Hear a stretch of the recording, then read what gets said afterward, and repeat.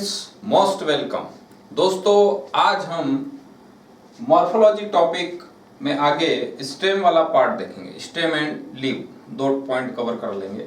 दोस्तों, last video में हमने एनसीईआरटी से मॉर्फोलॉजी से रिलेटेड डिस्कशन देखा था और इसमें रूट से रिलेटेड जो पॉइंट्स थे वो डिस्कस हुए थे। एक बार रिकॉल करते हैं।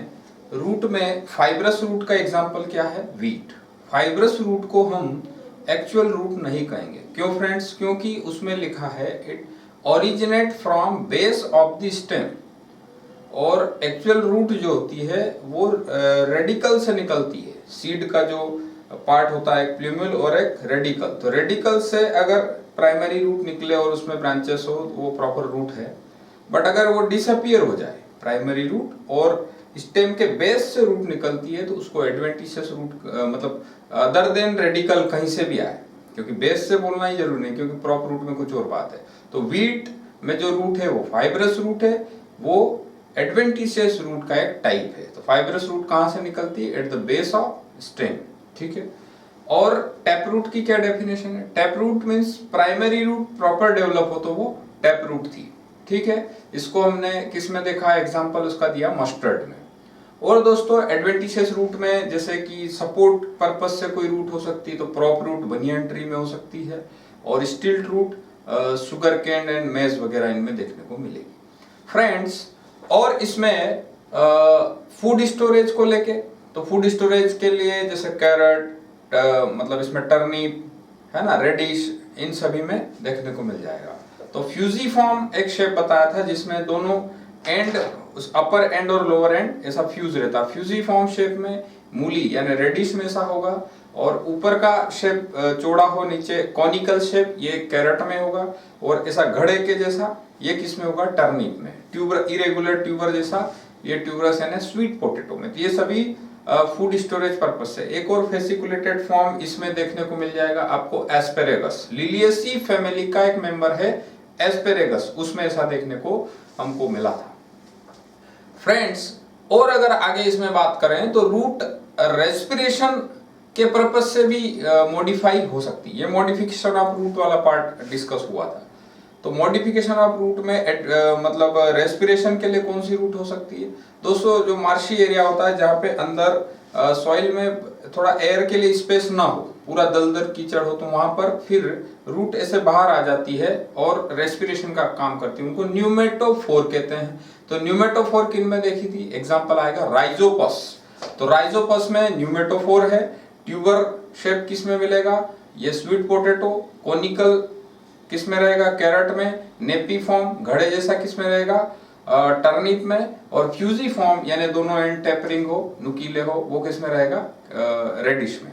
ठीक है। फेसिकुलेटेड फॉर्म, रूट्स मतलब सब्जियां, वेजिटेबल, इस फॉर्म में यूज होता है एस्पेरेगस में। एस्पेरेगस यानी उसको शतावर कहते हैं, और ये लिलिएसी का मेंबर है। दोस्तों, हमने इसमें बात की थी कि मॉर्फोलॉजी में फैमिली से रिलेटेड भी पॉइंट्स बनते हैं। तो फैमिली में हम क्या पढ़ते हैं? Root, stem, flower, inflorescence, phyllotaxy, seed, pattern वगैरह, इन्हीं सबको मिलाकर जो, और एग्जांपल, इन सबको मिला के जो पढ़ते हैं वो फैमिली में होता है। तो अगेन वो भी एक इंपॉर्टेंट एरिया हो जाता है फ्रेंड्स। आइए अभी हम स्टेम के बारे में डिस्कस करें। तो दोस्तों, अगर मैं एक वर्ड यहाँ पर लिखता हूं, ये क्वेश्चन है वैसे, राइजोम। अगर राइजोम की बात करें कि आप इसको कैसे पहचानेंगे कि राइजोम एक स्टेम है, ये डिस्कशन है पूरा, और क्वेश्चन भी आया। राइजोम एक स्टेम का मॉडिफाइड पार्ट है। राइजोम वेजिटेटिव प्रोपागेशन के लिए यूज होने वाला है स्ट्रक्चर। तो इसको स्टेम बोले, ये कंफर्म कैसे होता है? तो ड्यू टू प्रेजेंस ऑफ, बिल्कुल सही सोचा आपने, नोड एंड इंटरनोड। ठीक है। नोड और इंटरनोड की प्रेजेंस की वजह से हम राइजोम को क्या बोलेंगे कि ये स्टेम है, due to presence of node and internode. तो ऐसे छोटे छोटे पॉइंट्स इसमें दिए हैं। तो स्टेम की पहली पहचान रूट से अलग अगर इसको करना तो क्या है कि स्टेम मतलब अंडरग्राउंड भी होते हैं स्टेम। ठीक है। तो वैसे तो बाहर रहेंगे, पर मॉडिफाइड है अगर, तो वो, तो राइजोम कैसे आइडेंटिफाई होता है कि उसमें नोड और इंटरनोड होता है। जैसे आपने देखा होगा बैम्बू वगैरह इनमें इजीली देखने को मिल जाता है। स्टेम की पहचान रहती है, जैसे ये ऐसे गठान रहती है, नोड रहेगी उसमें, ठीक है, ये नोड है ना, तो इनको हम नोड कहेंगे। और ये भी नोड, दो नोड के बीच का स्पेस क्या कहलाता है? इंटरनोड। तो ड्यू टू मतलब presence of node and internode, ठीक है, क्या आइडेंटिफाई होता है? स्टेम है वो। और जैसे राइजोम में ऐसी बात होती है। हम ऐसे और भी बहुत सारे स्ट्रक्चर पढ़ने वाले हैं, जैसे रनर, सकर, ऑफसेट, स्टॉल-ऑन, ये सभी क्वेश्चंस है। तो सबसे पहले अगर बात करें एनसीईआरटी के अकॉर्डिंग अगर चलें दोस्तों, एनसीईआरटी बहुत ज्यादा इंपॉर्टेंट है। किसी भी टॉपिक में उनका मिनिमम हमको एनसीईआरटी कवर होना चाहिए। तो यहाँ पर जैसे जो discussion first paragraph the stem वाला है, तो इसमें यही लिखा है the stem bears nodes and internodes, ठीक है, ये वेरी इंपॉर्टेंट एरिया होता है। अब नोड किसको कहेंगे? तो the region of stem where leaves are borne, very important, are called nodes, ठीक है, while internodes are portion between node. अब इसमें एक और पॉइंट है कि नोड कैसे आइडेंटिफाई होता है? तो जब स्टेम ऐसे शूट एपिकल मेरिस्टेम जो होता है, ठीक है, ये शूट एपिकल मेरिस्टेम, तो यहां से अगर लीव्स निकल रही है, ठीक है, तो इस एरिया को हम नोड कहते हैं, ये पॉइंट है। और दो नोड के बीच में इंटरनोड। बाद में ये पत्तियां, जैसे मैच्योर पत्ती है, ये टूट जाती बाद में, ठीक है, जब बड़ा होगा स्टेम तो ये टूट जाती है, आगे बढ़ जाता है। तो इस तरह से नोड को आइडेंटिफाई, इसका स्पेस कैसे पहचाने कि जहां से पत्तियां निकल रही होती है, उसको हम नोड कहते हैं। तो ये सारी बातें कही। फंक्शन की बात करें अगर, स्टेम का फंक्शन सोचिए आप क्या होगा? उसको अपराइट पोजीशन में लाना, उसको मतलब सपोर्ट करना, ब्रांचिंग करके उसको पूरी तरह से फैलाना, ठीक है। तो इस तरह से इसके फंक्शन, तो main function of stem is spreading out branch bearing leaves, flower and fruit, मतलब पत्ती और जो फ्रूट है और फ्लावर है, इन सभी स्ट्रक्चर को इधर उधर फैलाकर अच्छी तरह से रखना, ये स्टेम का काम है। अब जैसे ये फिंगर्स अगर है, ये उसके फ्लावर वगैरह या जो लीव्स है, तो ये यहाँ क्यों रह पा रहे हैं? क्योंकि पीछे इतना सपोर्ट है। तो ये पूरा स्टेम का रोल है, बस तो इस तरह से सपोर्ट देना। ये छोटे छोटे क्वेश्चंस हो सकते हैं। और भी बात करें तो it conducts water, mineral and photosynthesis, ठीक है। स्टेम भी फोटोसिंथेटिक स्ट्रक्चर हो सकता है, जैसे कि फाइलोक्लेड जो हम पढ़ते हैं, फाइलोक्लेड ओपेंशिया में ऐसा होता है, फाइलोक्लेड, उसमें मॉडिफाइड स्टेम रहता है। तो वन बाय वन हम देखते हैं मॉडिफिकेशन ऑफ स्टेम, ठीक है। स्टेम का इंट्रोडक्शन तो ठीक है, टॉपिक हम एनसीईआरटी में देख रहे हैं द स्टेम। स्टेम को कैसे आइडेंटिफाई करते हैं? Presence of node and internode, ठीक है। और दोस्तों नोड जो है इट बियर्स लीव्स, ठीक है, यहां पे पत्तियां प्रेजेंट होती हैं। और अगर बात करें इसमें फंक्शन तो आपको क्लियर है, spreading out flowers, fruits and other thing, जो भी पत्तियां वगैरह सब। अब दोस्तों इसमें मॉडिफिकेशन की बात करें, मॉडिफिकेशन ऑफ द स्टेम, ठीक है, मॉडिफिकेशन बड़ा इंपॉर्टेंट है। अब मॉडिफाइड होना है तो अलग अलग पर्पस से, जैसे कि ये जनरली नहीं सोच पाते हैं, जैसे आपको ये सोचना है कि प्रोटेक्शन के लिए, तो फिर तुरंत मतलब उसमें आसानी से हमको याद आ जाएगा प्रोटेक्शन कैसे हो सकता है ऐसा। फिर सपोर्ट के लिए, ठीक है, फॉर फूड स्टोरेज। देखिए अब सब प्रोटेक्शन वाला पार्ट अगर देखें तो कुछ एरिया ऐसे होते हैं जहां पर टेम्परेचर बहुत ज्यादा है, वाटर की डेफिशिएंसी है, और वहां पे मतलब कोई भी प्लांट को अगर रहना है तो वो हर्बेशियस एनिमल जो होते हैं उनसे बच के रहना होगा, है ना। तो कैटल्स वगैरह अगर उसको खा जाएंगे तो वो हमेशा के लिए ही खत्म हो जाएगा। तो वो अपना बचाव करने के लिए अपने पहले तो वाटर लॉस बचाने के लिए पत्तियों को छोटा शेप जो है रिड्यूस कर लेगा, छोटा कर लेगा, श्रिंक कर, और उसके बाद उसके ऊपर छोटे छोटे कांटे आ जाएंगे, लीव्स वगैरह छोटे हो जाएगा, और स्टेम भी अगर है तो जो भी ग्रीन पार्ट है वहां पे छोटे छोटे कांटे अगर आ जाएंगे, थॉर्न आएंगे, तो उससे क्या है कि वो कोई भी एनिमल उसको खाएगा नहीं, तो वो बचा रहेगा। तो वो एक तरह से क्या हुआ, प्रोटेक्शन। तो ऐसा काम किस में होता है, ओपनशिया में, ठीक है। वो ओपनशिया का यहाँ स्टेम में नहीं है एक्चुअल में, यहाँ पे बोगेनविलिया आएगा। तो थॉर्न जो स्ट्रक्चर है वो प्रोटेक्शन के लिए होता है। अब जैसे सपोर्ट में, सपोर्ट की बात करें अपन, जैसे किसी स्टेम को क्लाइंब मतलब टेंड्रिल वगैरह बन रहे हैं तो क्लाइंबिंग पर्पस हो गया, ठीक है। इस तरह से ये हो सकता है इसमें, है ना, तो टेंड्रिल से ले सकते हैं।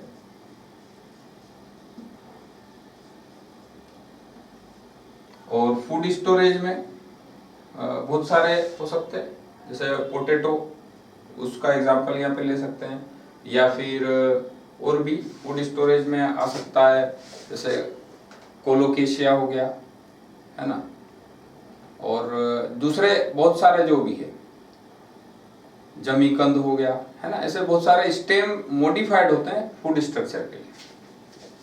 और इसमें एक और इम्पोर्टेंट पार्ट है, उसको हम देखते हैं, ठीक है, फॉर वेजिटेटिव प्रोपागेशन, ये इंपॉर्टेंट रहेगा, है ना। वेजिटेटिव प्रोपागेशन के लिए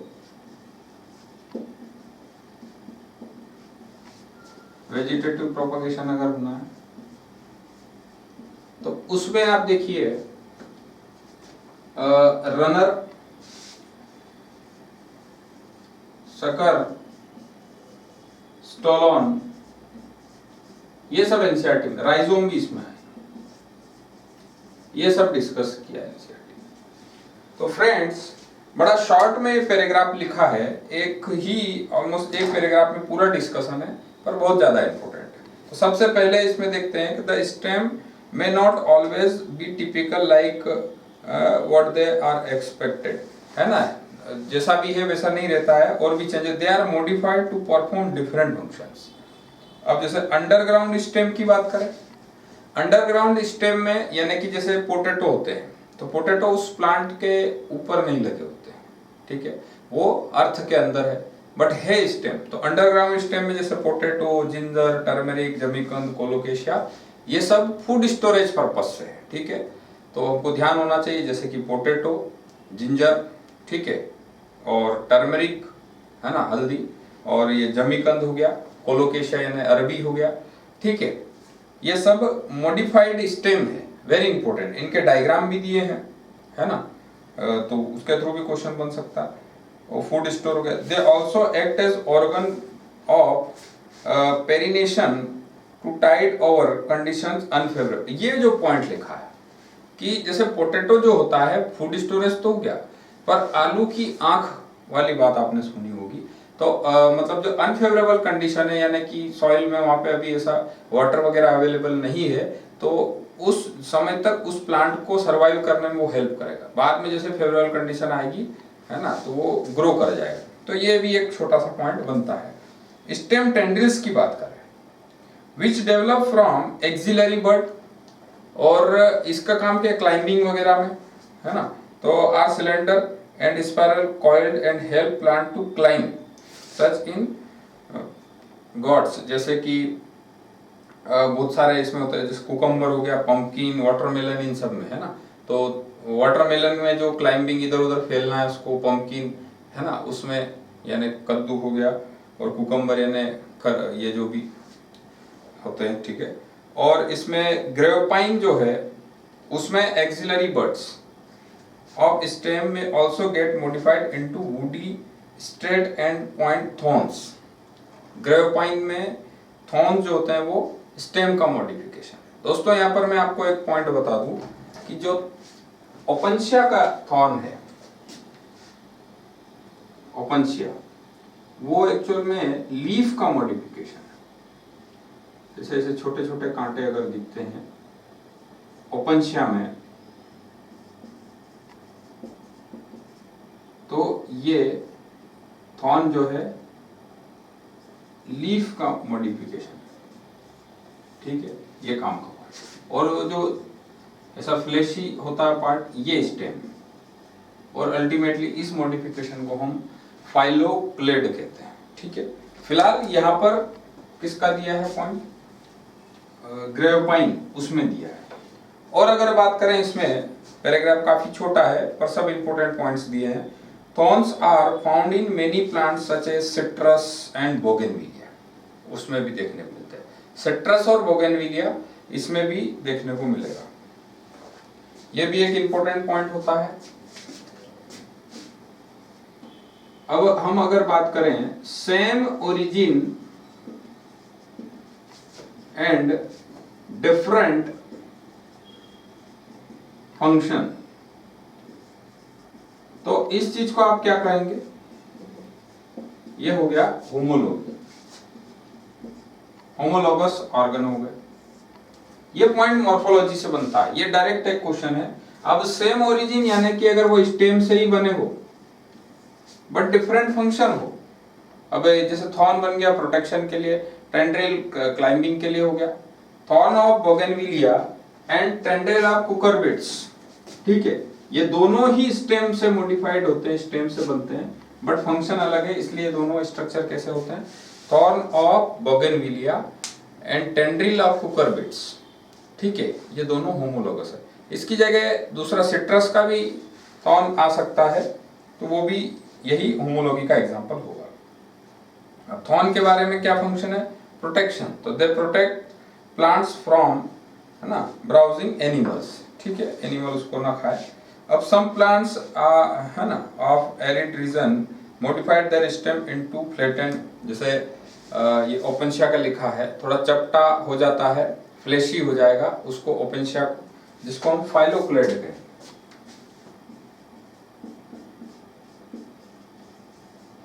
ये कंडीशन किस में देखने को मिलती है, ओपेनशिया में।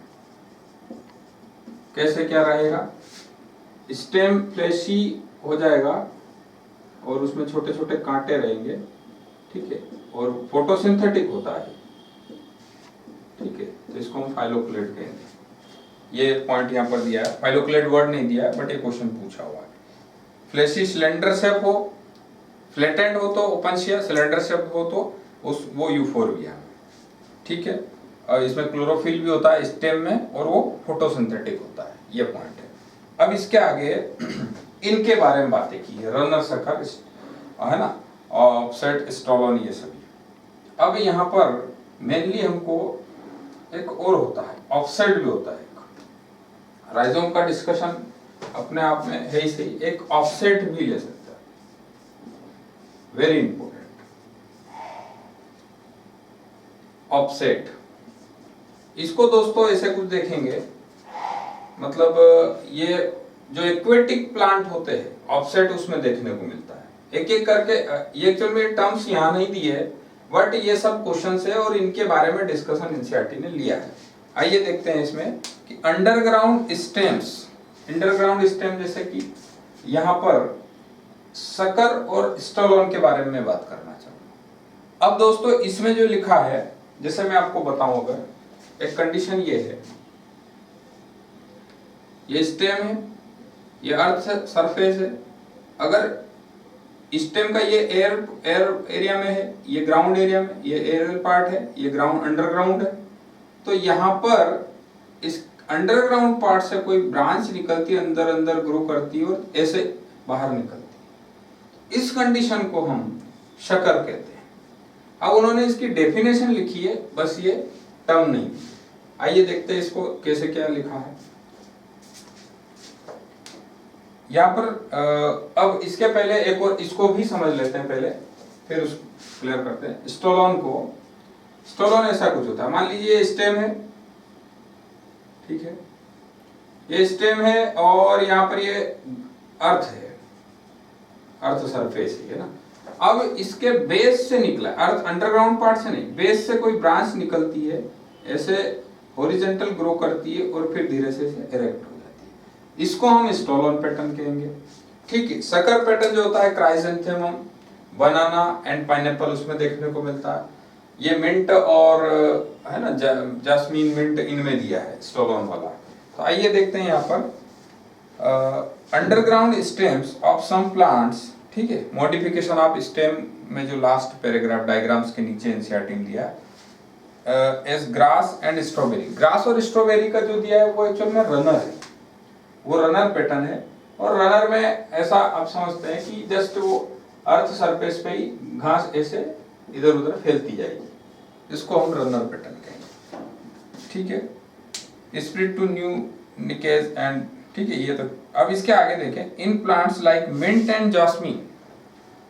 मिंट एंड जास्मीन में इस स्टोलन पैटर्न को डिस्कस करेंगे। आप ध्यान से सुनिएगा। Base of the stem aerial part से ही जा रहा है, अंडरग्राउंड से नहीं। तो लिख रहे हैं a cylinder lateral branch arise from the base of the main axis. ये इंपॉर्टेंट पॉइंट लिखा है यहाँ पर। ये जो पॉइंट है ये बेस है, तो base of the main axis, और वहां से एक ब्रांच निकल रही और धीरे से वो अर्थ को टच करेगी। ठीक है, तो main axis and after growing early, हवा में थोड़ी सी देर ग्रोथ करेगी, देन उसके बाद अर्थ को टच कर लेगी। For some time arch downwards, ये आर्च ऐसे नीचे गिर जाएगा। ठीक है, अगर हो सकता है आपको अगर क्लियर नहीं दिख रहा हो, तो जैसे कि ये बेस यहाँ बना लेते हैं। बेस से कोई ब्रांच निकली, फिर एरेली ग्रो करेगी, फिर डाउनवर्ड हो जाएगी, आर्च बनाएगी और फिर ऐसे। तो ये जो पैटर्न होता है ये स्टोलन पैटर्न है। इसको यहाँ पर एनसीईआरटी में समझाया है। बता रहे हैं इसमें कि ग्रोइंग एरेली, ठीक है, अब ग्राउंड को टच करेगा for some time and arch downward to touch the ground. ठीक है, और फिर इरेक्ट सीधा चला जाएगा। A lateral branch with short internode and each node bearing a rosette leaves। ये जो पॉइंट लिखा है, अब इन्होंने यहाँ पे स्टोलन नहीं दिया। अब ये आगे जो पॉइंट लिखा है a lateral branch with short internodes and each node bearing a rosette of leaves, ये बात किसके बारे में दी है? ऑफसेट के बारे में। और दोस्तों एनसीईआरटी में ऐसा नहीं कि टर्म्स यहाँ नहीं है तो कहीं भी नहीं। 12th वाले वॉल्यूम में जो फर्स्ट चैप्टर है वहां पर ये टर्म्स दी है, बट वहां पे इनको डिफाइन नहीं किया। जस्ट वहां पे वेजिटेटिव पर्पस से ये स्ट्रक्चर होता है, इतना बताया। ठीक है, तो ये पॉइंट्स यहाँ पर दिए हैं। रोजेट ऑफ लीव्स ऑफसेट में ऐसा रहता है। ऑफसेट पैटर्न ये रहेगा, इसको हटाते हैं। ऑफसेट पैटर्न एक्वेटिक प्लांट्स होते हैं उनमें देखने को मिलता है। टेरर ऑफ बंगाल, वो आपने नाम सुना होगा। एक्वेटिक प्लांट्स जो होंगे, है ना, तो इस तरह से उनमें ऐसा रोजेट रहेगा, गुच्छा मतलब, और इस तरह से जो ग्रो करता है, आगे बढ़ता जाएगा, उसको हम ऑफसेट पैटर्न कहते हैं।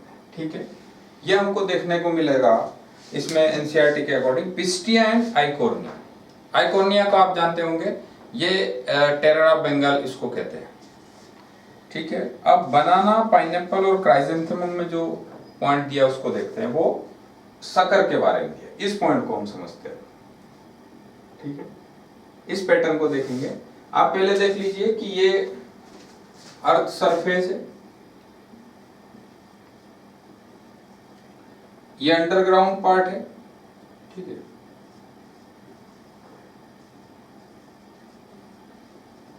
और ये एरियल पार्ट है ऊपर। तो अंडरग्राउंड पार्ट से एक ब्रांच निकलती है और धीरे से सीधी हो जाती है। तो यहां पर इसको लिख रहे हैं the lateral branches originate from, ये important, originate from basal and underground portion, very important, underground portion से निकल रही है। ठीक है,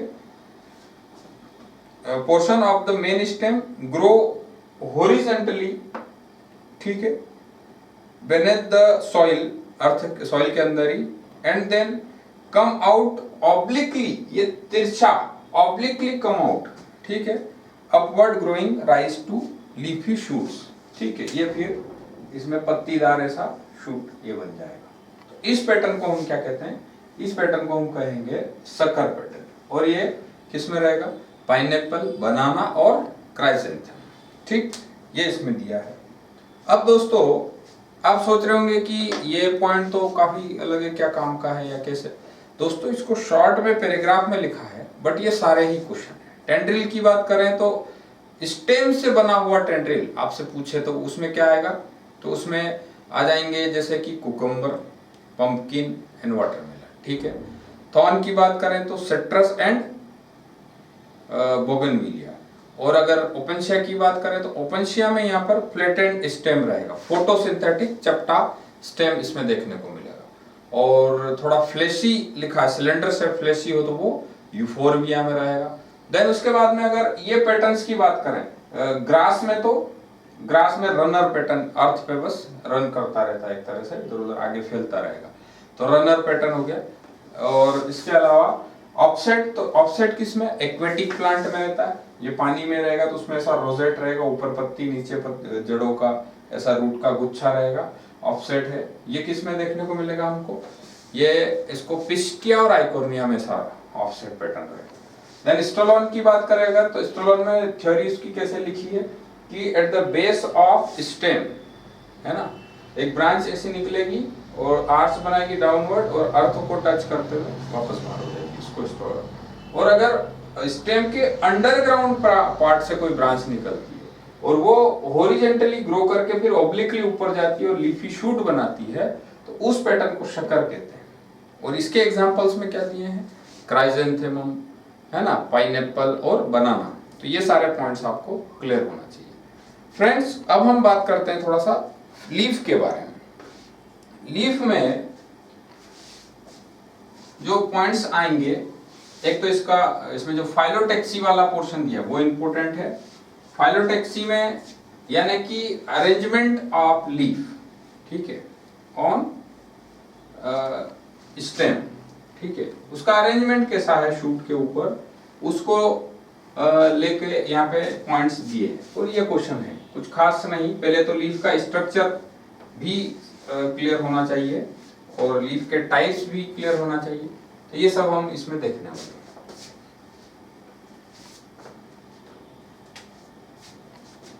अब लीफ के बारे में, अब फ्रेंड्स फिर से इसमें कुछ एनसीईआरटी में थ्योरेटिकल पार्ट इसमें दिया है।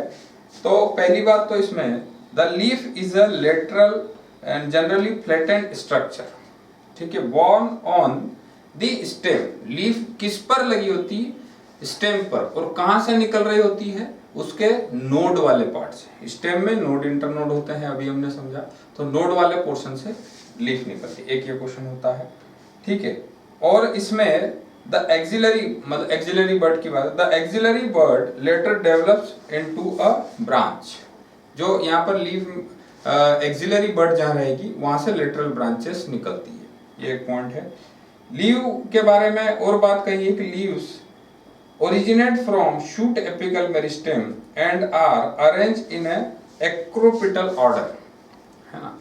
बेसिपिटल और एक्रोपेटल पैटर्न होता है। नेक्स्ट वाली आगे नए में आती है तो वो एक्रोपेटल, और अगर नई पत्ती नीचे आए तो वो बेसिपिटल। तो पत्तियां जितनी भी रहती है लीव्स वो एक्रोपेटल ऑर्डर में होती है।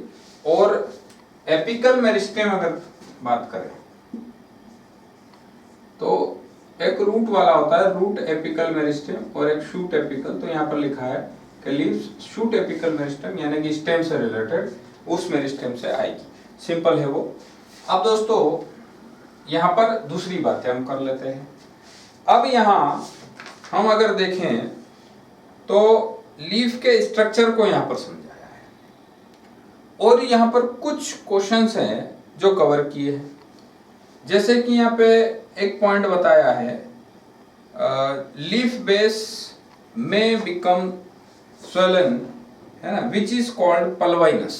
ये सोलेनेसी में ऐसा देखने को, लीफ बेस अगर फूल जाए थोड़ा, और आप अगर व्हीट में देखते हैं मोनोकोट्स में, तो लीफ बेस चौड़ा होकर स्टेम को ऐसे ढक लेता है, कवर कर लेता है ना, ऐसा कवरिंग अंदर। तो ऐसा पैटर्न भी होता है। तो इसमें देख रहे हैं, इसमें लिख रहे हैं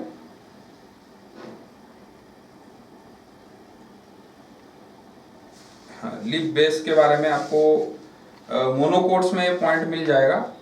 इन some leguminous plants the leaf base, ये लेग्यूमिनस प्लांट में हमको देखने को मिलेगा कौन सा, पल्वाइनस वाला। और मोनोकोट्स में, इन मोनोकोट लीडनस the leaf base expands into sheath. ये पॉइंट जो बता रहा हूं मैं, ये शीथ वाला है कि ये स्टेम के ऊपर एक शीथ कवर बना ले। कौन, लीफ बेस। ये किसमें, मोनोकोट्स में। और दोस्तों अभी मैंने जो पल्वाइनस का बोला वो सोलेनेसी बताया, सोलेनेसी नहीं है वो, एक्चुअल में लेग्यूमिनेसी, यानी कि लेग्यूमिनस प्लांट जो होते हैं जैसे पल्सेस, दाल वगैरह होती है, लेग्यूमिनस यानी फेबेसी उसमें आएगा, है ना। सॉरी, सोलेनेसी में नहीं, फेबेसी में हमने को ध्यान रखना है, या लेग्यूमिनेसी। अब इसमें और बात करें इसके लीफ के स्ट्रक्चर के बारे में, तो इसका जो फैला हुआ पार्ट रहता है उसको लेमिना कहेंगे, और उसमें एक ऐसा थोड़ा सा ऐसा स्टेम मतलब रहेगा, उसको हम कहेंगे पिटियोल। लीफ बेस के नीचे थोड़ा ऐसा कुछ स्ट्रक्चर रहेगा जो उसको हैंडल करके रखे, तो उसको हम पिटियोल कहेंगे, ठीक है। और पिटियोल जहां स्टेम से अटैच रहता है उसको हम लीफ बेस कहते हैं, ठीक है। और वहां पर एक्सिलरी बड हो सकती है, ठीक। तो ये स्ट्रक्चर एनसीईआरटी में आपको क्लियर रहेगा कि ये जैसे स्टेम है, स्टेम के नोड से ये पिटियोल निकला, और ये पूरा है ये लेमिना, ये लेमिना, ये पिटियोल, और यहां पर लीफ बेस, ठीक है। अब हम बात करें तो यहां पर ये मिड रिब है, सेंटर से एक लाइन जाएगी, इसको हम मिड रिब पे, और इसमें ये अलग अलग ऐसे वेनेशन रहेगा। अब ये अलग पैरेलल वेनेशन भी हो सकता है, रेटिकुलेट वेनेशन भी हो सकता है, ठीक है। तो रेटिकुलेट वेनेशन जैसे ये हमको देखने को मिल जाएगा, इसमें लेग्यूमिनेसी में देखने को मिल जाएगा। पैरेलल वेनेशन भी यहाँ पर मोनोकोट्स में हो सकता है।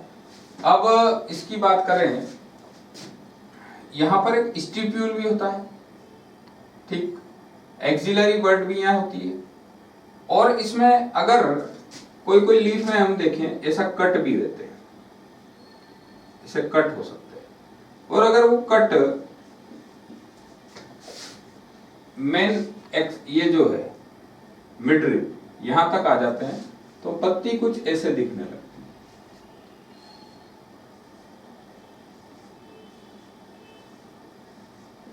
यानी कि वो कट अब सेंटर तक पहुंच गए। तो अगर सेंटर तक पहुंच जाए तो उसको फिर हम कंपाउंड लीफ कहते हैं, ये कंपाउंड लीफ कहलाएगी, ठीक है। तो ये एक पॉइंट रहेगा, ये एनसीईआरटी में लिखा भी है। अब हम देख रहे हैं कि इस अगर ये स्टेम था तो यहाँ लीफ बेस में तो हमको ये स्टिप्यूल मिल जाएगा, बट यहां पर इनके बेस में ये लीफलेट्स है, छोटी छोटी पत्तियां, लीफलेट्स। अब दोस्तों अगर इसमें बात करें हम वेनेशन की बात है, तो रेटिकुलेट और पैरेलल वेनेशन हो सकते हैं, ठीक है। रेटिकुलेट और पैरेलल वेनेशन, जैसे ये एक्चुअल में रेटिकुलेट है, ऐसा जाल जैसा, और अगर पत्ती में ऐसे लाइन से हो, ठीक है, तो ये पैरेलल हो गया, ये इसमें दिया। टाइप्स ऑफ लीफ की बात करें तो अगर उसमें कट सेंटर तक नहीं गया तो सिंपल लीफ, और कट सेंटर तक चला गया तो उसको हम कंपाउंड लीफ कहेंगे, ठीक है। ये पॉइंट यहाँ दिया है। देन उसके बाद में कंपाउंड लीफ के भी टाइप होते हैं, ये भी यहाँ पर एनसीईआरटी में दिए हैं। उसको आप कैसे कवर करेंगे, जैसे कि हमारे ऐसे पाम रहती है और ये उंगलियां फैली हुई, तो कोई लीफ में अगर ऐसा पैटर्न है ना, जैसा कि एनसीईआरटी में दिया है यहाँ पर, ठीक,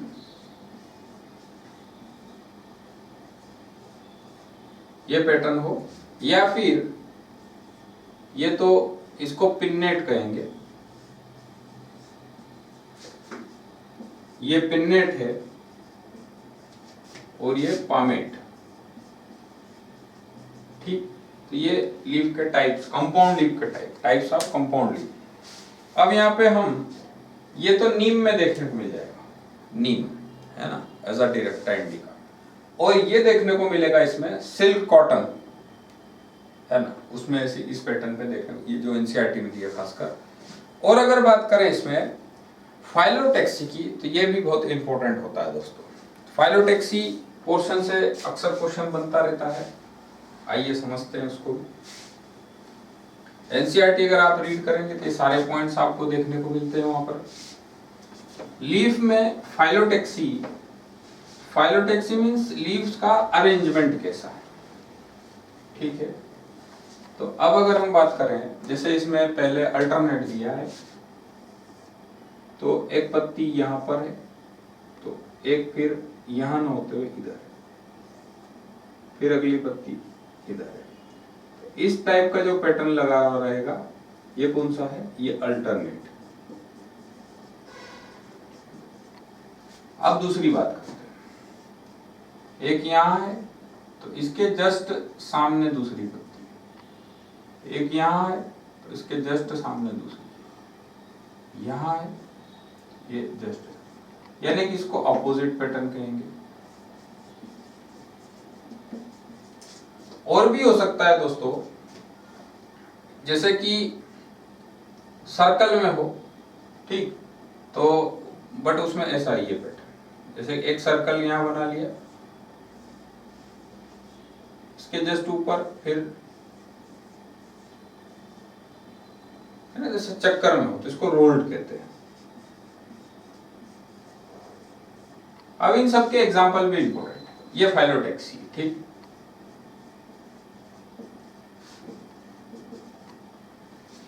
इन सभी पैटर्न अल्टरनेट में, इसमें आपको मिल जाएगा मस्टर्ड, और उसके बाद में चाइना रोज एंड सनफ्लावर।